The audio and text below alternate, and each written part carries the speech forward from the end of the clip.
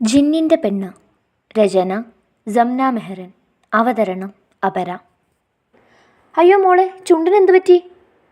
അപ്പോഴാണ് എല്ലാവരും അത് ശ്രദ്ധിച്ചത്. അത് റിച്ചുക്ക് കാരണം പറ്റിയതാ. ഞാൻ മെഹ്റൂനെ തിരികെ പോയപ്പോൾ റിച്ചുക്കെ മെഹ്റൂ റൂമിൽ നിൽക്കുമായിരുന്നു. അല്ലോ നിഷ്കുവായി പറയുകയാണ്. ഇത് കേട്ടതും കഴിച്ചുകൊണ്ടിരുന്ന ഫുഡ് റിച്ചുവിൻ്റെ നെറുകയിൽ കയറിയതും ഒരുമിച്ചായിരുന്നു. എല്ലാവരും അന്തം വിട്ട് എന്നെയും അവനെയും മാറി മാറി നോക്കുന്നു. ഇവിടെ പരപടക്കം പൊട്ടിച്ചേ. ഞാൻ ആകെ മൊത്തം കുന്തം പിഴിഞ്ഞ പോലെ എല്ലാവരെയും നോക്കി. അല്ലു വീണ്ടും എന്തൊക്കെയോ പറയുന്നു. ആരെങ്കിലും ആ കുട്ടിപ്പിശാചിൻ്റെ വായിൽ പഴം തിരികെ കേട്ട് പ്ലീസ്. ഞാൻ നോക്കുമ്പോൾ ഉണ്ടല്ലോ, അജുവും റോഹവും വായിലിരിക്കുന്ന ഫുഡ് പോലും വിഴുങ്ങാൻ മറന്ന് എന്നെ തന്നെ നോക്കിയിരിക്കുന്നു. ഇപ്പോൾ പിടിച്ചില്ലെങ്കിൽ അവന്മാരുടെ കണ്ണ് വന്ന് ഫ്രണ്ടിലിരിക്കുന്ന സാമ്പാറിൽ വീഴും. അപ്പോഴും നെറുകയിൽ ഫുഡ് കയറി റിച്ചു ചുമച്ചുകൊണ്ടേയിരുന്നു. അപ്പോഴേക്കും അഹമ്മദ് മാമ അപ്പച്ചിയോട് പറഞ്ഞു, നീ അവന് കുറച്ച് വെള്ളം കൊടുക്ക്, നല്ല ദാഹം കാണും. റിച്ചുവൊക്കെ ദയനീയമായി എല്ലാവരെയും മാറി മാറി നോക്കി. എല്ലാവരും ഭക്ഷണം കഴിക്കാൻ നോക്ക്. ബാപ്പുപ്പ പറഞ്ഞതും എല്ലാവരും തിരികെ ഫുഡിലേക്ക് തിരിഞ്ഞു. എനിക്ക് മാത്രം എന്തോ ഒന്നും ഇറങ്ങുന്നില്ല. ഫ്രണ്ടിലിരിക്കുന്ന പായസം പോലും എന്നെ നോക്കി പരിഹസിക്കും പോലെ. എങ്ങനെയോ കഴിച്ചെന്ന് വരുത്തി റിച്ചു എണീക്കാൻ പോയതും ഉടനെ ബാപ്പുപ്പൻ്റെ ഓർഡർ വന്നു. ഇരിക്കവിടെ. നിങ്ങൾക്ക് അറിവത്തും മുന്നേ ഞങ്ങൾ നിങ്ങളുടെ നിക്കാഹ് ഉറപ്പിച്ചു വന്നത് സത്യം തന്നെ എന്ന് വെച്ച് എന്തും കാണിക്കാമെന്ന് വല്ല വിചാരവും ഉണ്ടെങ്കിൽ രണ്ടിനെ ഞാൻ തല്ലിക്കൊല്ലും, പറഞ്ഞേക്കാം. രണ്ടും പഠിച്ച് രണ്ടാളും എപ്പോൾ സ്വന്തം കാലിൽ നിൽക്കുന്നുവോ അന്ന് നിക്കാഹിനെക്കുറിച്ച് ചിന്തിച്ചാൽ മതി. അതുവരെ ഇതുപോലെ ഒന്നും വേണ്ട, കേട്ടല്ലോ? വാപ്പു ഇതെന്തേ പറയുന്നേ? അതങ്ങനെയൊന്നും അല്ല. ഞാൻ പറയാൻ തുടങ്ങിയതും ഇനി ഒന്നും പറയണ്ട, എനിക്കെല്ലാം മനസ്സിലാവുന്നുണ്ട് എന്ന് പറഞ്ഞ് വാപ്പു പെണീറ്റു. പുറകെ ബാക്കിയുള്ളവരും. ഞാൻ മാത്രം ഒന്നിനും പറ്റാതെ അവിടെ തന്നെ തറഞ്ഞിരുന്നു. അപ്പോഴാണ് നിഷയിത്ത വന്ന് അടുത്തിരുന്നത്. നിഷക്കുട്ടിയാണ് ഇപ്പോഴത്തെ തലമുറയിലെ മാളിയേക്കലിലെ മൂത്ത മരുമകൾ, അതായത് ആഷിക്കിക്കാടെ വൈഫ്. മെഹ്റൂ, കണ്ടാ കീരിയും പാമ്പും പോലെ നടന്നിട്ട് ഇതെങ്ങനെ ഒപ്പിച്ചു? എൻ്റെ പൊന്നിത്ത, എന്നെക്കൊണ്ട് നാത്തും പോലെ എടുപ്പിക്കാതെ പോയേ. ഞാൻ കലിപ്പിട്ട് എണീറ്റ് പോയി. എൻ്റെ പിറകെ വാല് പോലെ അവന്മാരും വന്നു. ഡേ, എന്താ പറ്റിയേ? നിന്നെ റിച്ചുക്ക് എന്താ ചെയ്തേ? അജു ഓടി വന്ന് ചോദിച്ചു. അപ്പോഴേക്കും റോഹു അടുത്തു വന്നിരുന്നു പറഞ്ഞു, ഞാൻ അപ്പോഴേ പറഞ്ഞതല്ലേ ഒന്നിനും പോകണ്ടെന്ന്. എന്നാലും ഇക്കിങ്ങനെ ചീപ്പായി ചെയ്യുമോ? നീ കുളത്തിൽ തള്ളിയിട്ട ദേഷ്യവും. അവനെ അടുത്തു കണ്ടതും ഞാൻ അവനെ ഇടിക്കാനും അടിക്കാനും തുടങ്ങി. ഡീ നിർത്തന്നെ, തല്ലിക്കൊല്ലല്ലേ. എന്നിട്ടും ഞാൻ അവനെ അടിച്ചുകൊണ്ടേയിരുന്നു. എൻ്റെ കയ്യിൽ കയറി പിടിച്ചിട്ട് അവൻ ദയനീയമായി ചോദിച്ചു, നീ എന്തിനാടി എന്നെ തല്ലിക്കൊല്ലുന്നേ? ഞാനാണോ നിൻ്റെ ചുണ്ട് പിടിച്ച് റിച്ചുവിൻ്റെ ചുണ്ടി മുട്ടിച്ചേ? അത് കേട്ടതും എനിക്ക് കലി കൂടി അവനെ ചവിട്ടി തറയിലിട്ടു. ഡാ പുല്ലേ, എന്താണോ നീ പറയുന്നേ? നിങ്ങളും അതൊക്കെ വിശ്വസിച്ചോ? അജു അടുത്ത് വന്ന് പറഞ്ഞു, നീ ഒന്നും അടങ്ങ്. എന്നിട്ട് എന്താ നടന്നതെന്ന് പറ. ഞാൻ റോഹുവിനെ തിരക്കി നടന്നത് തൊട്ട് വള്ളി പുള്ളി തെറ്റാതെ അവന്മാരോട് പറഞ്ഞു. അത്രേ ഉള്ളൂ. പിന്നെ നീയൊക്കെ എന്താ വിചാരിച്ചേ? ഞാനും അങ്ങേരും കൂടി. എൻ്റെ ദേഷ്യം കണ്ട് അവന്മാർ പറഞ്ഞു, ഞങ്ങളൊന്നും ഉദ്ദേശിച്ചില്ല, നിന്നെ വെറുതെ കരിപ്പാക്കാൻ പറഞ്ഞതല്ലേ. പെട്ടെന്നാണ് അജുവിൻ്റെ റൂമിലേക്ക് കൊടുങ്കാറ്റ് പോലെ റിച്ച് വന്നതും ആന തുമ്പിക്കൈ വെച്ച് പൊക്കിയെടുക്കും പോലെ എന്നെ കൈ തൂക്കി വായുവിൽ ഉയർത്തി നിർത്തി. ഡാ കാല, കൊല്ലാനാണ് ഉദ്ദേശമെങ്കിൽ പറന്ന മണ്ണി കയറി ചവിട്ടി നിർത്തിക്കൊല്ലി. ഇതൊരു മാതിരി ആകാശവും ഭൂമിയും തൊടാതെ. ഞാൻ മനസ്സ് പറഞ്ഞതാ. ഉടനെ വന്നു അട്ടഹാസം. ഡീ കോപ്പേ, നീ എന്തൊക്കെയാ കാണിച്ചു വെച്ചേക്കുന്നേ? നീ എന്താടി അല്ലുവിനോട് പറഞ്ഞേ? എന്നെ നാണം കെടുത്താൻ ഇത്രയും തരം താണ പരിപാടിയോ നിനക്ക് കിട്ടിയുള്ളൂ? ആരവിടെ? ഫയർഫോഴ്സിന് ഫോൺ ചെയ്ത് പെട്ടെന്നൊരു ടാങ്ക് വെള്ളമായി വരാൻ പറ. അല്ലെങ്കിൽ ഈ കാലൻ്റെ കണ്ണിൽ നിന്നും പറക്കുന്ന തീപ്പൊരിയിൽ മാളിയേക്കൽ തറവാട് കത്തിച്ചാമ്പലാകും. എന്താടി പുല്ലേ പിറുപിറുക്കുന്നേ? വലതുടേയും മുഖത്ത് നോക്കി പറയടി. അജുവും റോഹുവും വന്ന് അവൻ്റെ കാല് പിടിക്കുന്നു. ഇക്ക, അവളെ വിട്, എന്നിട്ട് കാര്യം മനസ്സിലാക്ക്. എന്ത് മനസ്സിലാക്കാൻ? ഇവളെ കൂടെ നിങ്ങളും ഉണ്ടാവുമല്ലോ. നിങ്ങൾക്കെങ്കിലും ഇവളെ ഒന്ന് പറഞ്ഞ് മനസ്സിലാക്കിക്കൂടെ? എക്സ്ക്യൂസ് മീ, കുറേ നേരമല്ല വളവളാന്ന് തുടങ്ങിയിട്ട്. എൻ്റെ ചുണ്ട് മുറിഞ്ഞത് ഇയാൾ കാരണം തന്നെയാണ്. അത് കേട്ടതും റിച്ചുവിൻ്റെ കണ്ണുകൾ ബുൾസൈ പോലെ പുറത്തേക്ക് വന്നു. പക്ഷേ അത് അവരാരും വിചാരിക്കും പോലെ അല്ല. ഞാൻ നിർത്തിയതും അവന്മാർ തുടങ്ങി.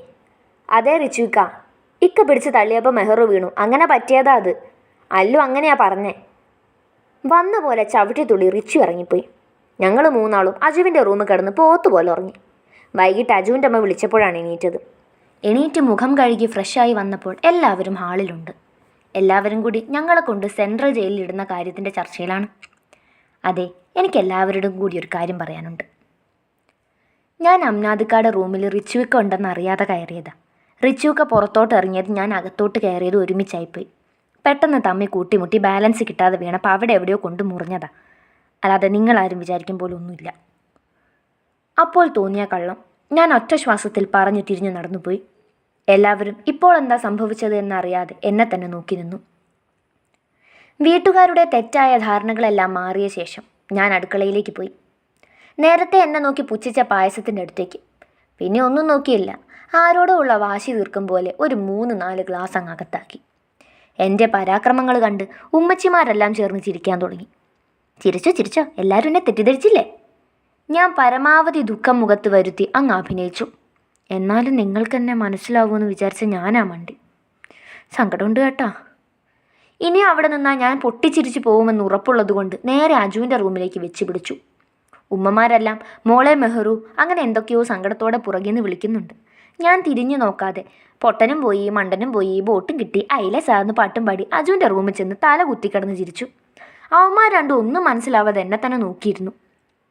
രാത്രി എല്ലാവരും ഒരുമിച്ചിരുന്ന് ഫുഡ് കഴിച്ചു. അപ്പോഴേക്കും റിച്ചുവിക്കാടെ ഫോണിൽ ഷബാനയുടെ ഫോൺ വന്നു. അവളെ വിളിക്കാനായി റിച്ചുവിക്ക് അപ്പോഴേ പോയി. ഷബാന ഒരിക്കൽ എൻ്റെ ബെസ്റ്റിയായിരുന്നു. പിന്നെ എന്തൊക്കെയോ തെറ്റിദ്ധാരണകൾ മൂലം ഞങ്ങൾ പിരിഞ്ഞു. ഇപ്പം തമ്മി കണ്ടാൽ പോലും മിണ്ടാറില്ല. അപ്പോൾ ഷബാന ആരാണെന്നല്ലേ? നമ്മുടെ അഹമ്മദ് മാമയുടെ പെങ്ങളുടെ മകൾ, നമ്മുടെ റിച്ചുവിൻ്റെയും റോഹുവിൻ്റെയും അപ്പച്ചിയുടെ മകൾ. അവളുടെ ചെറുപ്പം മുതലേ അവൾ റോഹുവിൻ്റെ വീട്ടിലാണ്. മാതാപിതാക്കൾ ദുബായിൽ സെറ്റിൽഡാണ്. അതുകൊണ്ട് തന്നെ അപ്പച്ചിക്ക് പെൺകുട്ടിയില്ല എന്നുള്ള വിഷമം ഉണ്ടായിട്ടില്ല. ഒരു പാവം കൊച്ച്. കുഞ്ഞുനാളിൽ എൻ്റെ കളിക്കൂട്ടുകാരി. 8ാം ക്ലാസ് വരെ ഞങ്ങൾ നല്ല കൂട്ടുകാരായിരുന്നു. പിന്നൊരു പ്രശ്നത്തിന് ശേഷം ഞങ്ങൾ പൂർണ്ണമായും മിണ്ടാതെയായി. റിച്ചുവും റോഹുവും അവൾ സ്വന്തം പെങ്ങളെപ്പോലെയാണ് അവൾക്ക് തിരിച്ചും. അവൾ രാവിലെ അഹമ്മദ് മാമയുടെ തറവാട്ട് പോയിരുന്നു. അല്ലെങ്കിൽ ഇവിടെ കണ്ടേനെ.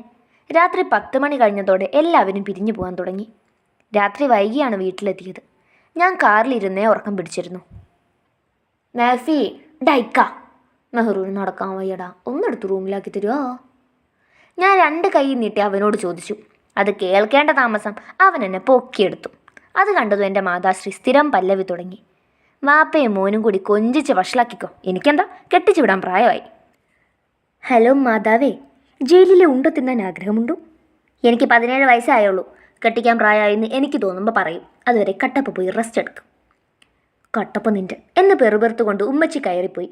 ഇതൊക്കെ കണ്ട് ചിരിച്ചോണ്ട് നിന്ന് എൻ്റെ പൊന്നാങ്ങളോട് ഞാൻ ചോദിച്ചു, ഹലോ മിസ്റ്റർ മെഹഫിൽ, ഒരു സാധനം എടുത്താൽ അതിനെ അതിൻ്റെ സ്ഥലത്ത് തിരിച്ചു വയ്ക്കാനുള്ള ഉദ്ദേശമില്ലേ?